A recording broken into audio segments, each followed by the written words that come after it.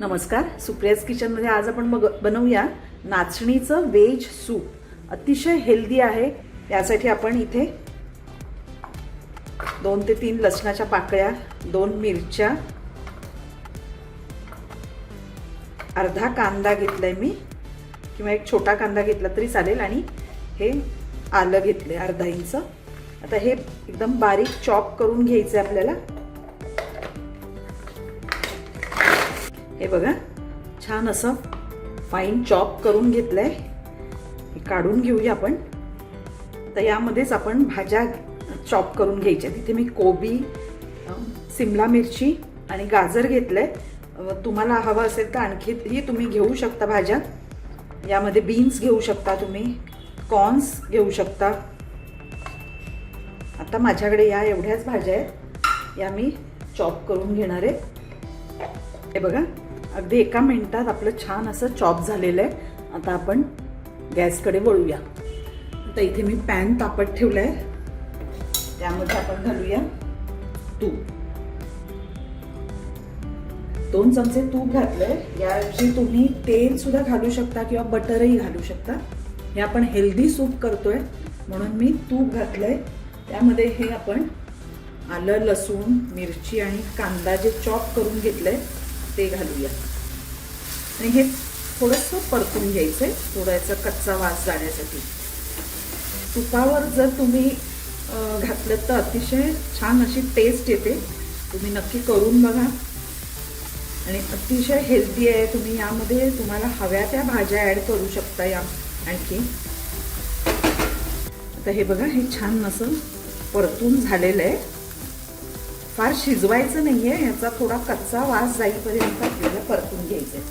आता हे जे आपण भाज्या कट करून घेतले त्या यामध्ये घालूया। आता ह्या सुद्धा नुसत्याच अशा 2-3 मिनिटासाठी परतून घ्यायचे। भाज्या सुद्धा आपल्याला शिजवायच्या नाही आहेत, थोड्या या क्रंचीच राहिल्या पाहिजेत। गॅस मोठा ठेवूनच आपल्याला हे परतायचे। आता हे झालंय आपली 2 मिनिटं।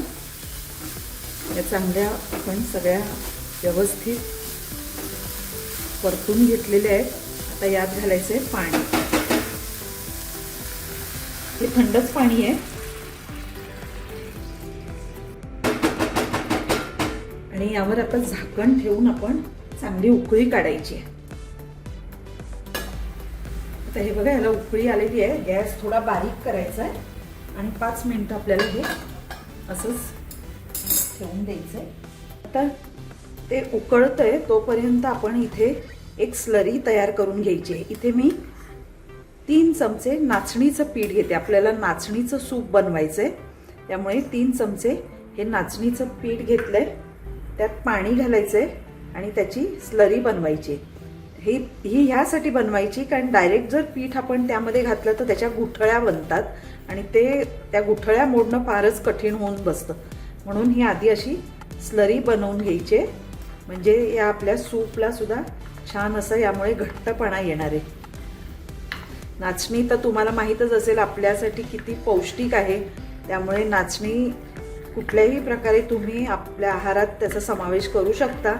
वेगवेगळे प्रकार मी दाखवलेले आहेत नाचणीचे। हे अतिशय सोपं आहे, आणि यामुळे भाज्या सुद्धा मुलं खाल्ल्या जातात मुलांच्याकडून, आणि तेवढंच हेल्दी पण आहे। उन्हाळ्याच्या दिवसात हे करून प्यायला हरकत नाही, सकाळी नाश्त्याला वगैरे। आता आपली स्लरी तयार आहे। आता पुन्हा आपण गॅसकडे वळूया। 5 मिनिटं झाली आहेत। छान उकळलंय। हे उकळायचं म्हणजे भाज्यांचा सगळा जो अर्क असतो तो त्यामध्ये उतरतो चांगला। आता आपण ही स्लरी जी केली आहे ती घालायची आहे यामध्ये, आणि घालताना हलवत राहायचंय, नाहीतर मग ते पटकन त्याच्या गुठळ्या होऊ शकतात। हे बघा, लगेचच अगदी त्याला घट्टपणा आला। गॅस थोडा बारीक करूया, आणि हे चांगलं उकळू द्यायचंय। त्यात थोडंसं आणि पाणी घालायला लागणार आहे।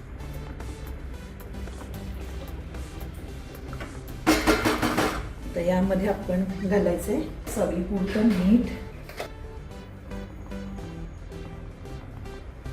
पाव चमचा मिरपूड घालायची, पेपर पावडर, थोडीशी कोथिंबीर घालूया आणि थोडंसं अर्धा एक लिंबू पिळायचे. याने सूपला अतिशय छान अशी चव येते. आता हे सगळं ढवळून घ्यायचं आणि चांगलं एक 5 मिनिटं तरी त्याला चांगलं उकळायचं आहे. म्हणजे ते पीठ आपण जे घातलंय नाचणीचं ते चांगलं शिजलं पाहिजे. फक्त असं ढवळायचं आहे, नाही तर ते खाली लागण्याची शक्यता असते. हे बघा लगेचच सूपला अगदी छान असा घट्टपणा येतो. जसजसं ते थंड होत जातं तसा त्याला घट्टपणा येतो. गरम गरमच प्यायचं सूप अतिशय छान लागतं. तुम्ही नक्की करून बघा. माझी रेसिपी आवडली तर लाईक शेअर करा आणि माझ्या चॅनलला सबस्क्राईब करा. बेल आयकॉन दाबायला विसरू नका, म्हणजे मी जेव्हा जेव्हा नवीन रेसिपीज टाकीन त्याचे नोटिफिकेशन्स तुम्हाला येतील. आता हे बघा छान अशी उकळी आलेली आहे. अगदी 5 मिनिटं आपण हे चांगलं उकळून घेतलेलं आहे, म्हणजे पीठ आपलं चांगलं शिजलंय. हे तुम्ही बघितलं असाल, आपण स्लरी करून घेतल्यामुळे अजिबात गुठळ्या झाल्या नाही. अतिशय छान असं झालेलं आहे आणि ही अशीच एवढीच कन्सिस्टन्सी हवी पातळ, ह्याच्यापेक्षा जास्त पातळ नाही करायचं. तर गॅस बंद करूया आणि मस्त असं गरम गरम नाचणीचं सूप आपण पिऊया. आपलं हेल्दी नाचणीचं सूप तयार आहे. वाव,